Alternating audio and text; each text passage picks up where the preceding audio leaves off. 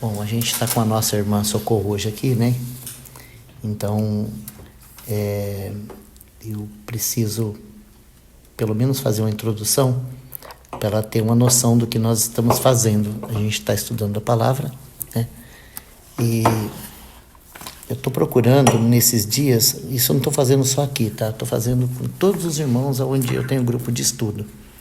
Estou procurando estudar o livro de Gênesis, desde janeiro que estou fazendo isso. E a gente está procurando olhar para aqueles 7 dias da criação e ver assim, qual que é a revelação que nós encontramos nos 7 principais personagens que está no livro de Gênesis, que é o assunto do livro de Gênesis, né? Gênesis apresenta 7 personagens principais.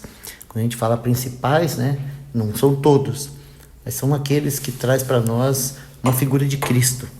Então a gente tem o primeiro deles é o Abel, aí depois o segundo deles é o Enoque, depois o terceiro deles é o Noé, o quarto é Abraão, o quinto é Isaac, o sexto é Jacó e o 7 é José. E esses 7 personagens, eles cobrem todo o livro de Gênesis, né? E o assunto do livro de Gênesis é a vontade de Deus. Então, estudando a vida de cada um deles e cada um daqueles dias da criação, a gente está procurando aprender um pouco dos princípios que Deus manifestou na vida deles para que a gente conhecesse um pouco melhor qual é a vontade de Deus.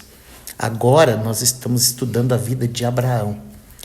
E a vida de Abraão, como ele é o 4º personagem, está ligado ao 4º dia da criação, que é aquele dia que o Senhor fez aparecer os grandes luminares. E Abraão, a vida dele para nós é exatamente isso, é um grande luminar, né? O que é um grande luminar? Então, nós temos o Sol, que é um grande luminar, nós temos a Lua, que é um grande luminar, nós temos as estrelas, que são grandes luminares. E é bastante interessante esse assunto dos luminares, porque todos os luminares no céu, eles são figura e tipo daquilo que nós devemos ser aqui na Terra. Porque quando a palavra de Deus vai falar do testemunho cristão normal, a palavra vai dizer assim, ó, vocês como astros, como luzeiros no mundo, devem ser luz, devem brilhar. Jesus falou assim, ó, não se acende uma lâmpada e coloca embaixo dos vasos, mas se coloca lá no alto para iluminar toda a casa, né? Então, quando nós estudamos os evangelhos e as epístolas, nós vamos encontrar muito esse chamamento para nós, que nós somos chamados para ser luzeiros. Inclusive, Abraão teve 2 descendências. Uma é comparada com a areia do mar, a outra com as estrelas do céu. Essa comparada com a areia do mar é a descendência sanguínea. Qual que é a comparada com as estrelas do céu? São todos aqueles filhos de Abraão pela fé, ou aqueles que creem, andam nas mesmas pisadas do pai Abraão. Ou seja, esse é o nosso chamamento. Nós somos chamados para sermos a descendência celestial de Abraão. Então, por isso é muito importante para nós a vida de Abraão. Não só de Abraão, né? Mas Abraão é o luzeiro. E ontem, na pregação que eu fiz ontem à noite, eu me lembrei, é claro que eu não copiei a pregação dele, mas eu me lembrei da pregação de um irmão que já partiu faz uns 8 anos. O irmão foi muito precioso para mim. E aí, a hora que eu estava falando do irmão, eu me lembrei desse tema, né? E aí, né, foi muito emocionante para mim me lembrar desse tema. Porque dizem os estudiosos, os astrônomos, que boa parte das estrelas que nós estamos vendo agora no céu brilhar, elas já morreram faz muito, muito, muito tempo. E só agora a luz dela chegou até nós. Não é maravilhoso isso? Então, ontem eu pude tomar um brilho de um irmão que já partiu faz quase 9 anos e apresentar naquele cenário. E é exatamente isso, né? O irmão já morreu, mas aquela luz que raiou do testemunho da vida dele, através da exposição da palavra, continua iluminando a gente. Continua iluminando a gente. Não é maravilhoso isso? Então, Abraão, ele segue um caminho de fé, tá? Um caminho de fé que pode ser dividido em pelo menos 11 etapas. E nós estamos estudando essas etapas. Então, o Senhor, ele chama Abraão, né? Então, tem a parte do chamado. E tem aquela demora para responder o chamado, nós já passamos por isso. E aí depois o Senhor faz uma aliança com Abraão.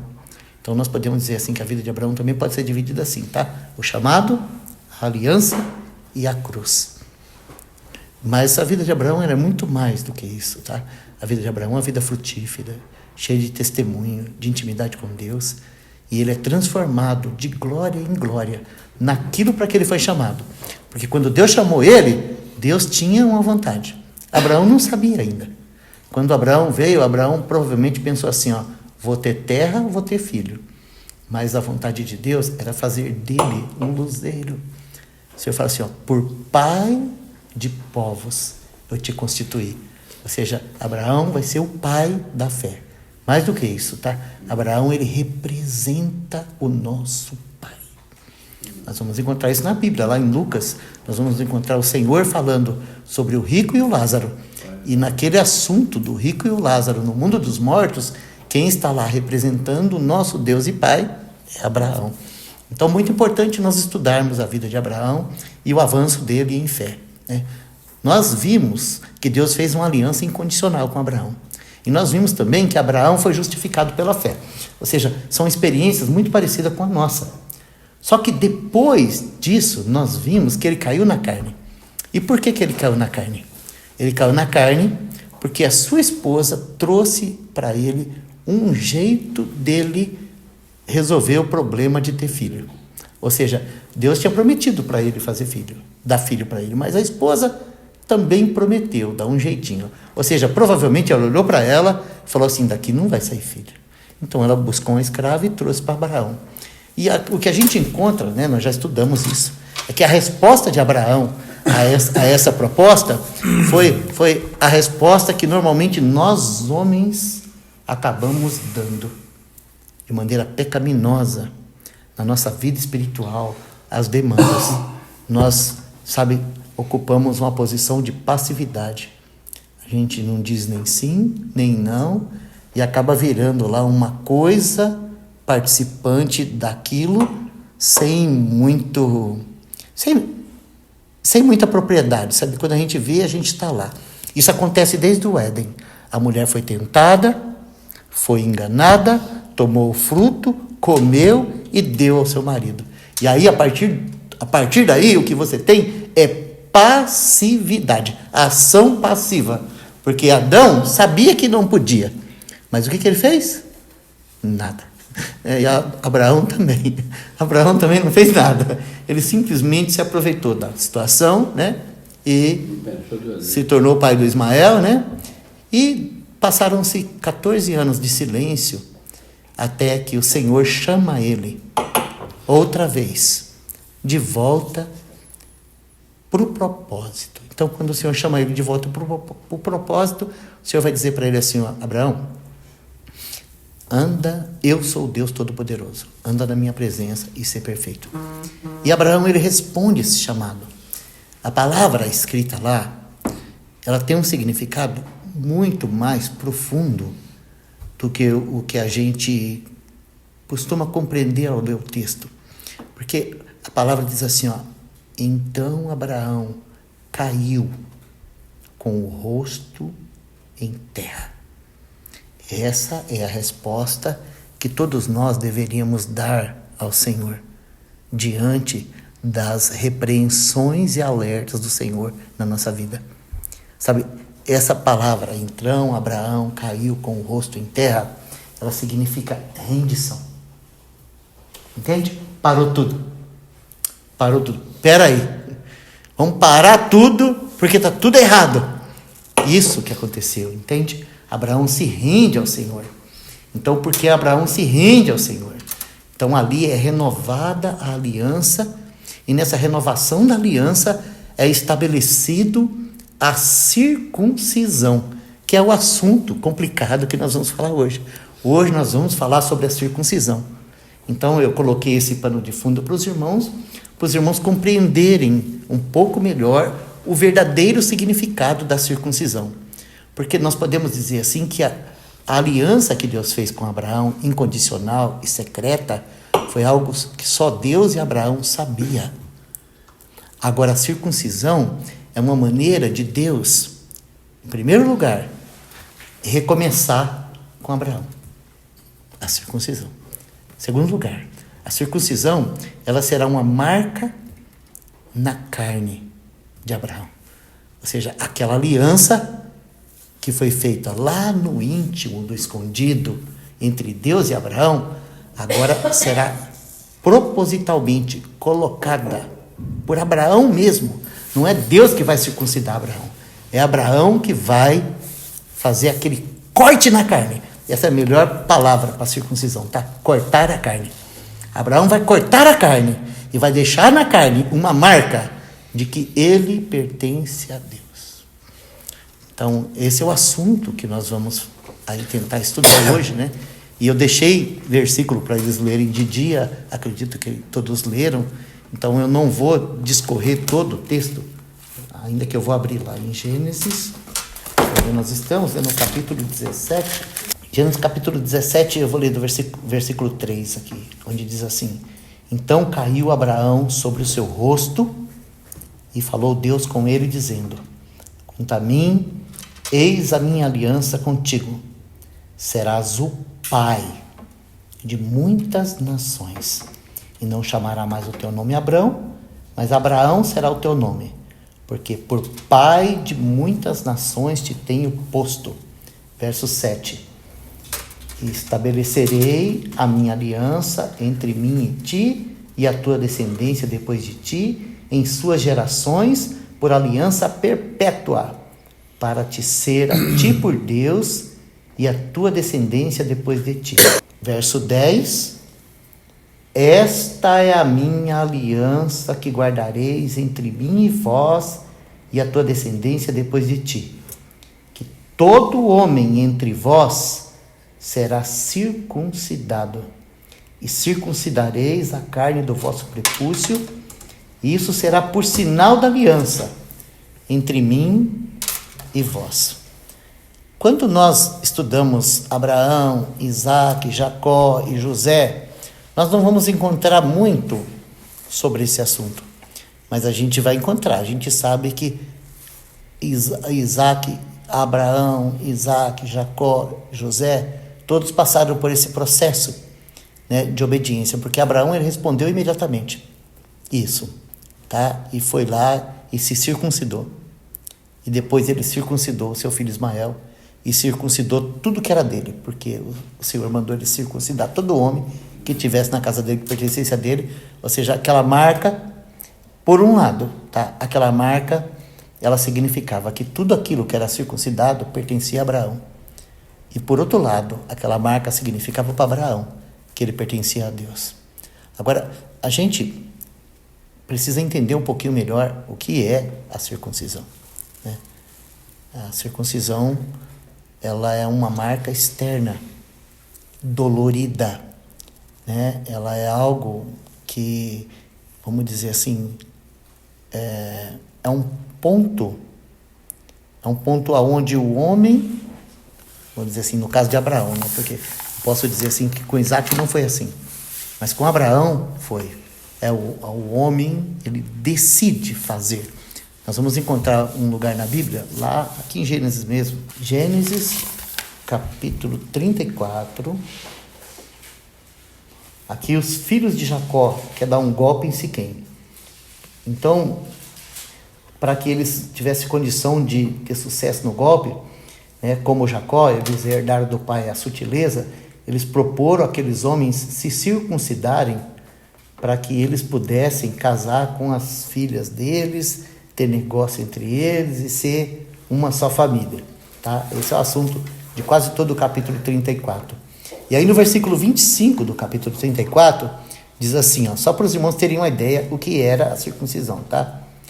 E aconteceu que ao terceiro dia, quando estavam com a mais violenta dor, os dois filhos de Jacó, Simeão e Levi, irmãos de Diná, tomaram cada um a sua espada e entraram afoitamente na cidade e mataram a todos os homens. Ou seja, esses homens se circuncidaram para poder fazer parte da aliança. 3 dias depois, como que eles estavam? Com febre. Com a mais violenta dor. Fora de combate. Sim, forma de combate.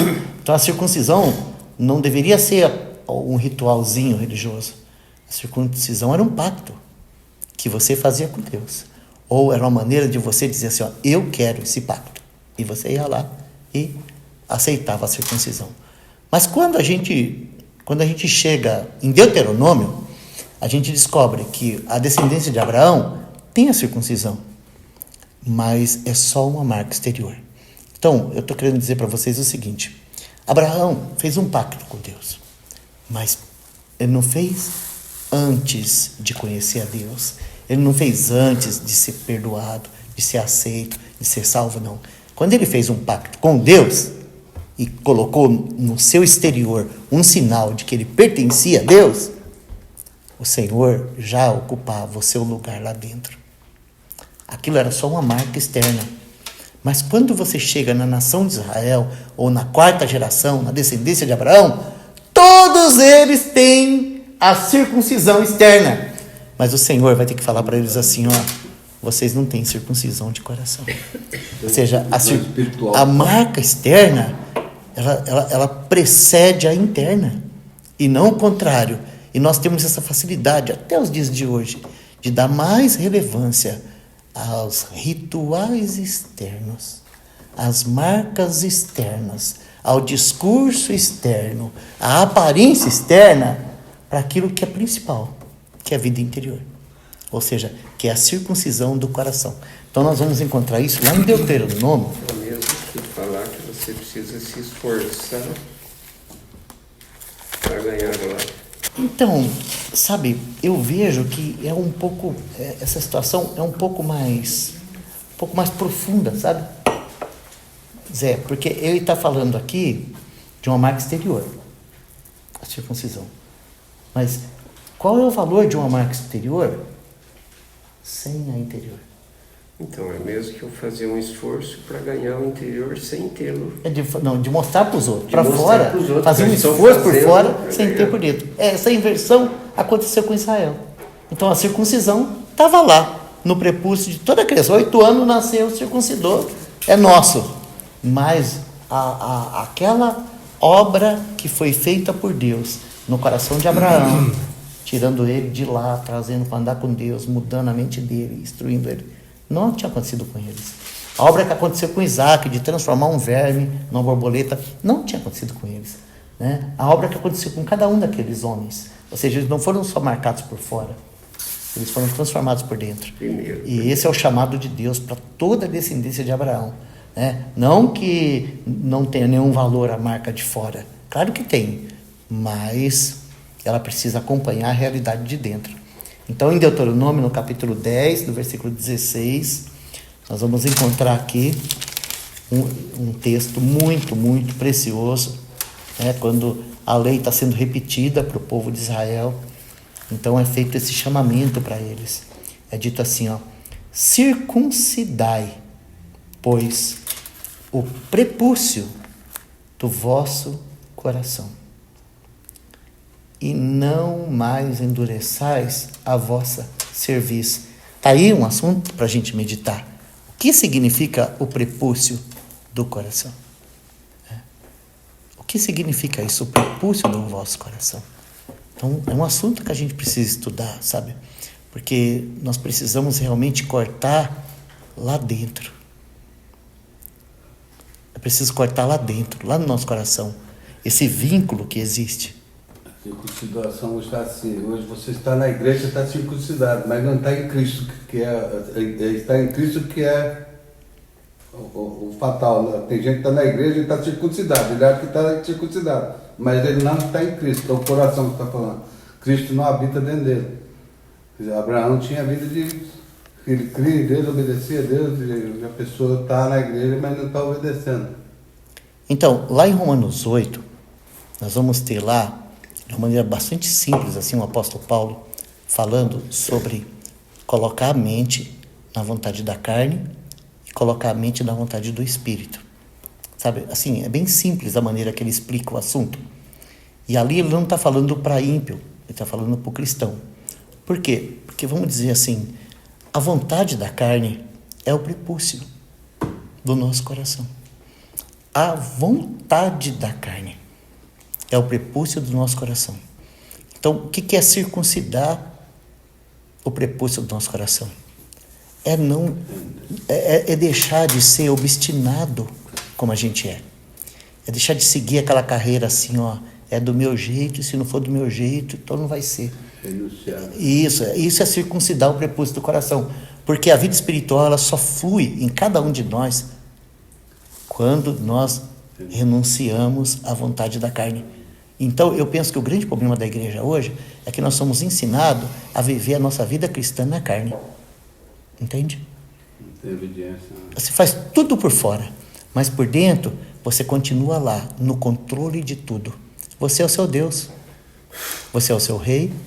Você é o seu milagreiro. Você é o seu provedor. Você é tudo. É você. É você que faz. Você até usa o nome de Deus. Exteriormente falando, está tudo na mão de Deus. Mas interiormente falando, você está no controle de todas as coisas. E ai de Deus de querer tirar as coisas do teu controle. Então, isso significa viver, sabe, ligado à carne. Então, circuncidar o prepúcio, sabe, é perder essa dura cerviz, essa obstinação do nosso coração e se entregar ao Espírito para que o Senhor nos governe naquele seu caminho, na sua vontade, no seu desejo. Então, eu entendo que isso significa circuncidar o prepúcio do coração. Paulo vai falar disso para nós algumas vezes. Vamos pegar pelo menos 2 pontos. Romanos. Deixei para os irmãos os textos. E eu só estou passando por cima deles, tá? Que eu creio que vocês já leram, já meditaram, já oraram. Mas onde for surgindo as dúvidas, irmãos, nós podemos parar tudo, tá? E ver o assunto um pouco melhor. Romanos capítulo 2, versículo 27, 26 ao 29. Romanos 1, Paulo vai fazer aquele chamado ao arrependimento aos gentios perdidos, ao idólatra, ao assassino, ao prostituto, ao maníaco, ao pervertido. Romanos 1. Romanos 2 e 3, ele vai fazer o mesmo chamado ao arrependimento, mas não é mais essa turma lá de fora, é ao judeu.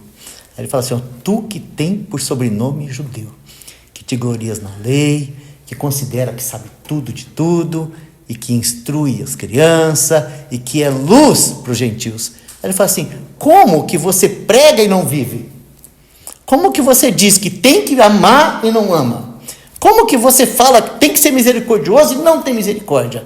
Como você ensina sobre a paciência e é um estressado? E então ele vai falando dessas coisas todas, né? E aí ele chega aqui e ele fala assim, porque a circuncisão é na verdade proveitosa se tu guardares a lei. Mas se tu és transgressor da lei, a tua circuncisão se torna incircuncisão. Ou seja, você tem uma marca externa, né? Mas se você não tem a interna, é como se não tivesse.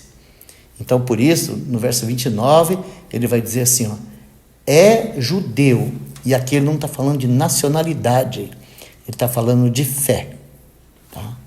Mas é judeu o que o é no interior. E circuncisão é a do coração no espírito, e não na letra. Ou seja, essa verdadeira circuncisão, o louvor não provém de homens, mas de Deus. Então, todos nós precisamos que o Senhor passe a faca, sabe? Passe a faca, corte a corda, tire-nos do controle, para que a gente tenha realmente essa verdadeira circuncisão de coração. Vamos ver o que Paulo fala lá em Filipenses sobre esse assunto. Filipenses, capítulo 3. Filipenses. Vamos ver Colossenses também. Vamos ver Filipenses primeiro. 3:5, né? Isso, Filipenses 3:3. 3:3. Aqui ele está terminando a epístola, tá?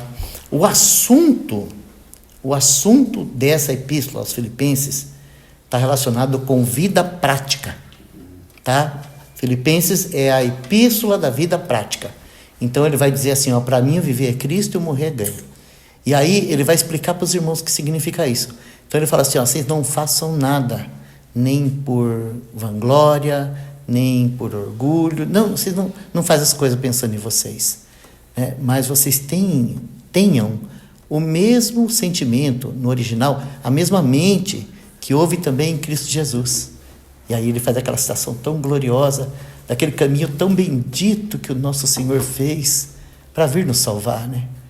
Sendo em forma de Deus, não teve por usurpação o ser. Esse é o item 1, que tem que cair no nosso coração, o tal do ser. Eu lembro uma vez que eu estou chegando no presídio com o irmão pela primeira vez. E esse irmão, ele era desembargador aposentado. E aí quando nós chegamos na porta do presídio, o agente penitenciário falou assim, hoje vocês não entram. E aí o irmão falou assim, você sabe com quem você está falando? Aí eu abracei o irmão, peguei com carinho, irmão, aqui não. Aqui a gente não faz isso. Deus abençoe, obrigado, tchau. Saiu o irmão, bravo. Falei, não, irmão, aqui a gente não entra assim. Aqui a gente só entra quando Cristo fala bem-vindo. Se o Senhor não deixar a gente entrar, o seu título aqui não serve. Ou seja, o Senhor precisa cortar esse nosso ser, para que Ele seja tudo em todos. Então, nosso Senhor, Ele começa assim, não teve por usurpação o ser igual a Deus. E o que foi que Ele colocou de lado? Porque a gente tem dificuldade para colocar de lado, sabe, um crachá, um título de nobreza. A gente tem dificuldade de colocar de lado, sabe, coisas tão vis perto do que Ele colocou de lado. Porque o nosso Senhor, Ele deixou sua glória.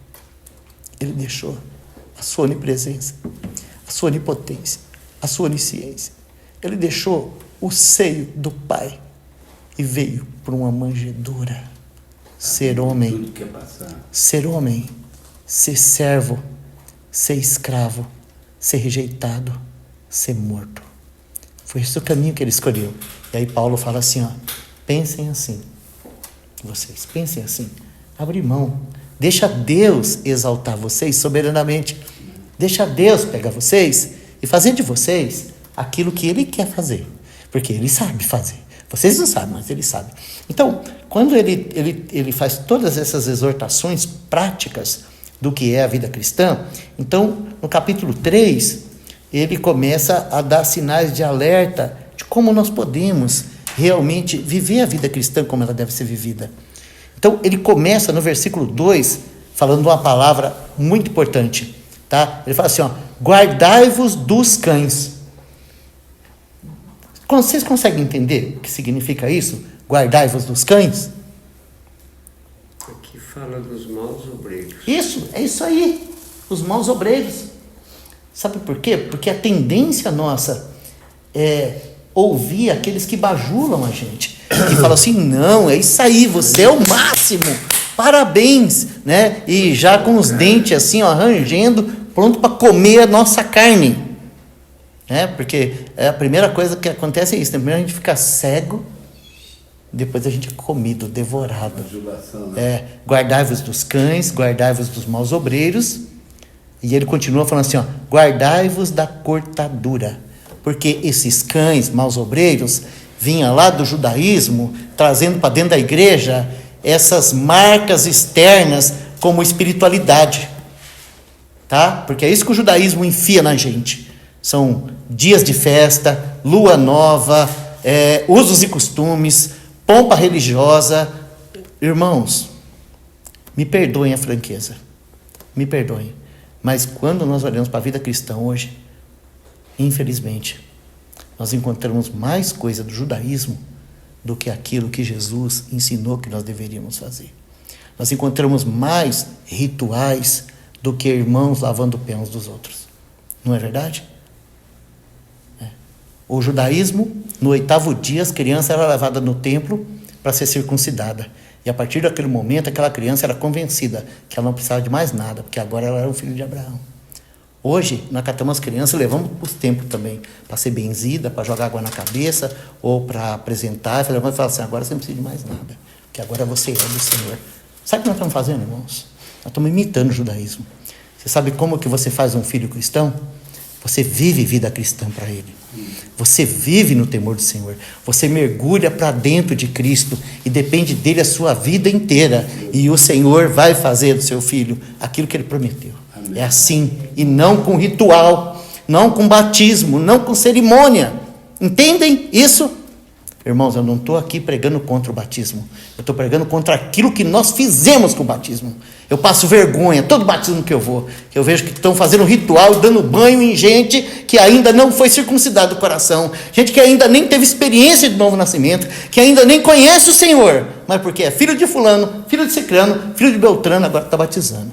Já está salvo. Entende? Não, agora está salvo, agora batizou, olha lá, confessou. Às vezes nem confessa. Então o pai confessa. Para fazer, eu quero confessar que o meu filho é nascido de novo. Então, irmãos, isso é aqui, ó, é isso, ó. Guardai-vos dos cães. Guardai-vos dos maus obreiros. Guardai-vos da cortadura. Porque a circuncisão somos nós, que servimos a Deus em espírito, nos gloriamos em Jesus Cristo e não confiamos na carne. Entendeu agora o que significa circuncisão? Lá em Abraão nós temos a figura, agora nós temos a realidade. Né? Essa é a realidade. Quem não confia na carne está circuncidado. Glória a Deus, pela circuncisão de Cristo, não é verdade? E é isso que está escrito lá em Colossenses. Vamos lá? Colossenses, capítulo 2. O capítulo 2 de Colossenses, eu nunca consigo ficar quieto onde eu devia, né? Sempre vou além, né? Essa minha vontade, sabe, de passar para vocês tudo que eu tenho. Eu não gosto de guardar nada. Eu quero que vocês aprendam, conheçam a palavra, sabe? E essa carta, ela é muito importante. Porque quando Paulo escreveu para os Colossenses, ele precisava combater uma coisa terrível, terrível, terrível, que também estava entrando na igreja, que eram aquelas heresias do ano 50. No ano 50, entrou para dentro do arraial cristão o chamado formalismo. Foi naquela época que as coisas começaram a ganhar forma, tá? Então, hoje é tudo formalismo. Isso começou no ano 50. E, junto com o formalismo, surgiu um outro nível de espiritualidade no meio dos irmãos, que foi chamado gnosticismo. E Paulo escreve essa epístola para combater o formalismo e o gnosticismo. João escreve o seu evangelho para combater o formalismo e o gnosticismo. Por isso que ele começa assim, ó, no princípio era o Logos. Entende? Porque ele está combatendo o gnosticismo. Quando ele vai trazer aquela escrita da mulher samaritana, que ele fala assim, ó, Deus é espírito, e Deus procura tais que o adorem em espírito e em verdade. Está combatendo o quê? O formalismo. Porque não era nem lá e nem aqui o lugar de adorar. Era em realidade espiritual. Então, Paulo, quando ele escreve aos Colossenses, ele está combatendo o formalismo e o gnosticismo. Então, no capítulo 2, depois vocês fazem esse estudo em casa, tá? Ele vai usar 4 ninguém. Ele vai falar assim, ó, ninguém faça isso com vocês, ninguém faça isso com vocês, ninguém faça isso com vocês. Essa palavra ninguém também poderia ser traduzido por de modo nenhum. Ou seja, isso é algo inegociável. Sabe aquilo? De modo nenhum, ninguém. Quando você fala para o seu filho assim, ó, filho, você vai para a escola e você não vai aceitar bala de ninguém. Você não vai andar com ninguém. E você não vai parar para conversar com ninguém. De modo nenhum. Vai.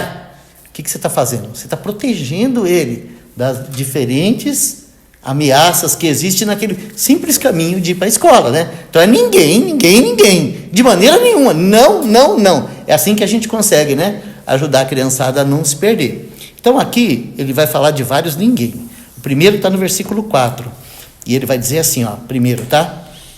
Primeiro ele vai dizer assim, ó. E digo isso para que ninguém vos engane com palavras persuasivas. Sabe que o que a gente mais gosta, né? É daquele pregador persuasivo que não ofende, que não escandaliza, que não vai além, que fala exatamente aquilo que a gente gosta de ouvir. Não é isso que a gente mais gosta? Pois é, cuida disso, tá? Porque está escrito assim, ninguém vos engane com palavras persuasivas. Atrás das palavras persuasivas sempre tem uma segunda intenção. Preste atenção nisso. Aí depois, no versículo 8, que vem o segundo ninguém, ele vai falar assim, tenham cuidado para que ninguém vos faça presa dele. Ninguém agarre você por meio de filosofia, vã sutileza, tradição de homens, rudimentos de mundo e não Cristo. Então, como que é muito fácil para nós deixarmos Cristo para seguirmos uma filosofia política, né? A igreja brasileira está dividida assim, politicamente falando. Sabe por quê? Seguiu filosofia política e não Cristo. Misericórdia, Senhor. E aí ele continua dizendo assim, porque nele, em Cristo, habita corporalmente toda a plenitude da divindade. E vocês estão perfeitos nele, que é a cabeça de todo governo e autoridade nos céus. Vocês podem duvidar disso? Que Jesus é a cabeça de todo principado e potestade? Que não existe uma só autoridade debaixo da terra que está lá falando assim, eu estou governando fora da vontade de Deus? Existe um. Você acha que o Kim Jong-un lá na Coreia do Norte está fora da autoridade do Senhor? Que o Senhor tenha misericórdia de nós, não é verdade? Nós não precisamos ser lavados, irmãos, nesse aspecto. Porque é isso que a gente acha, irmãos. Esse é o nosso pensamento, tá? Nós pensamos que hoje o Brasil está debaixo do governo de Satanás, porque o nosso candidato não ganhou, tá? E isso é uma praga na igreja. O Senhor tem que libertar a gente disso. Deixa eu continuar. No qual também estáis circuncidados. Agora é nós, tá? Nós não estamos só encabeçados, nós também estamos circuncidados. No qual também estáis circuncidados, com a circuncisão não feita por mão, no despojo do corpo dos pecados da carne. Não, nós fomos circuncidados pela circuncisão de Cristo. E como que aconteceu essa circuncisão conosco? Versículo 12. Sepultados com ele no batismo. Nele também ressuscitastes pela fé no poder de Deus, que o ressuscitou dentre os mortos. E quando vós estáveis mortos nos pecados e na incircuncisão da vossa carne, ele vivificou vocês em união com ele mesmo, perdoando-vos todas as ofensas, e havendo riscado a cédula que era contra nós nas suas ordenanças, a qual de alguma maneira nos era contrária, e atirou do meio de nós, cravando-a na cruz, e despojando os principados e potestades, os expôs publicamente, e deles triunfou em si mesmo. Louvado seja o Senhor. Então, por causa disso, nós precisamos desse ninguém, sabe? Não se deixe levar por ninguém. Pode aparecer o principal representante da igreja brasileira hoje, aí na internet, dizer assim, vocês têm que me seguir atrás desse homem que Deus preparou para nos encabeçar. Você fala assim, fora, eu já tenho um rei. Eu já tenho um rei. O meu candidato já está no trono, já sentado lá. Ele é o responsável pelo governo da minha vida, independente do caminho que esse mundo vai seguir. Eu tenho governo. Aleluia! É isso, esse tipo de circuncisão, irmãos, tem que atravessar nosso coração, para que a gente possa servir o Senhor e não viver aí sendo confundido com cabo eleitoral. Porque eu temo que a igreja brasileira vai ser perseguida ainda, não por causa de Jesus. Não por causa de Jesus. Bom, vamos lá para Gálatas.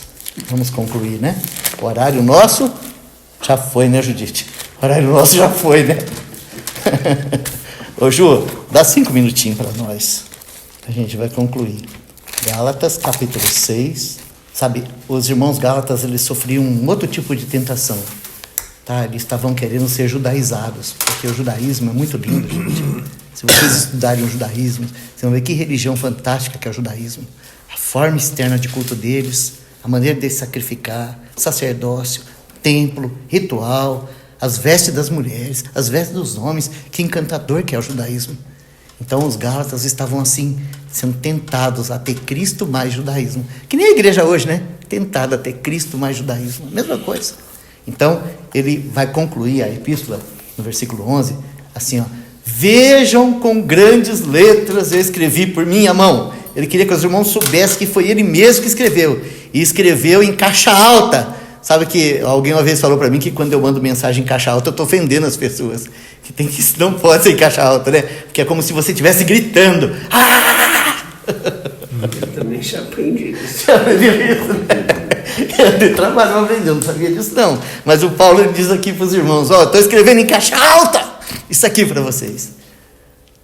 Todos os que querem mostrar boa aparência na carne, esses vos obrigam a circuncidar-vos, somente para não ser perseguidos por causa da cruz de Cristo. Porque nem ainda esses mesmos se circuncidam, guardam a lei. Mas querem que vocês se circuncidem para se gloriarem na carne. Mas longe esteja de mim gloriar-me, a não ser na cruz de nosso Senhor Jesus Cristo, pelo qual o mundo está crucificado para mim e eu para o mundo. Porque em Cristo Jesus, nem a circuncisão, nem a incircuncisão tem virtude alguma, mas o ser uma nova criatura. Isso é a virtude de ser cristão. Essa é a glória de ser cristão e nada mais. Irmãos, é verdade que é muito precioso ver uma irmã vestida com decência. É bem mais decente você ver uma irmã vestida de maneira decorosa do que você confundir uma irmã com aquelas meninas que estão lá na rua buscando uns trocadinhos. Não é verdade? É bem mais honroso. Mas não é porque a irmã se veste com decoro que ela é melhor que a outra. É o ser uma nova criatura. Porque se não for nova criatura, mesmo vestida com decoro, se tiver aquele coração da menina que se vende lá, vai se vender também. Então, sabe, irmãos, nós não podemos confundir as coisas, mas nós precisamos entender que a gente não precisa ficar querendo cobrir as pernas das adolescentes. A gente precisa levá-las a Cristo, a cruz, a circuncisão de Cristo. Porque uma vez que elas forem uma nova criatura, então agora elas vão poder aprender o que significa se vestir com modéstia, decência, para a honra ao Senhor. E é isso que é importante para nós divulgarmos e praticarmos. Porque todos os dias nós somos aliciados a apenas trazer uma marca exterior. Semana passada eu fui visitar um menino que nasceu de novo há pouco tempo na casa de recuperação. E depois que ele nasceu de novo na casa de recuperação, ele virou o José do Egito lá. Porque agora tem uma nova criatura no meio de um bando de ímpio. Aí o diretor da casa de recuperação falou assim, ó, agora você precisa de um terno, porque eu quero levar você para dar testemunho nas igrejas. Aí eu falei para ele assim, ó, eles querem colocar uma marca exterior em você. É isso que eles querem fazer. Porque eles não se satisfazem de ver Cristo em você. Então tem que pintar você de crente para poder apresentar você lá e você ser aceito. Mas eu quero dizer para você o seguinte, que de terno ou sem terno, isso não tem importância nenhuma. O importante é que agora você é uma nova criatura. É isso. É isso que Paulo está dizendo aqui. E aí, ele termina dizendo assim, ó, versículo 16. Eu quero que vocês prestem atenção nesse versículo. E se vocês guardarem só esse versículo do nosso estudo de hoje, tá ótimo. Prestem atenção. É o mais importante. Paulo vai dizer assim, ó. E a todos quantos andarem conforme esta regra. Ou seja, com esse assunto aqui, Paulo estabeleceu uma regra. É como um caso complicado ele é julgado lá do tribunal mais alto. Depois que ele é julgado e dado o parecer lá do tribunal mais alto, pronto, está resolvido. Porque agora tem uma regra. Então, quando acontecer de novo, você pega aquilo lá e fala, ó, isso aqui está resolvido. Então, em outras palavras, o apóstolo Paulo está dizendo para nós que nós não devemos se gloriar em coisas externas, se enredar por coisas externas, achar que uma marca exterior, seja de roupa, seja de qualquer coisa, pode nos fazer mais ou menos diante do Senhor. Que o Senhor nos liberte dessas coisas, porque o importante mesmo é ser uma nova criatura, é trazer essa circuncisão no coração. Amém? O Senhor continue falando, amém? Faz uma oração para encerrar, irmão. Amado Pai, louvado seja o seu nome pela tua palavra. Em nome de Jesus, ó Senhor, que essa circuncisão seja de fato no nosso coração, Pai. Não na nossa boca, nem na nossa igreja, mas de fato no nosso coração. Amado Pai, louvado seja o seu nome. Obrigado pela presença de cada irmão aqui. Amém, Senhor. Obrigado, e Santo Espírito de Deus fala no nosso coração. Clamamos a Ti, Senhor Deus, para que o Senhor se revele de fato. Em Teu santo nome nós te louvamos. Amém. Amém.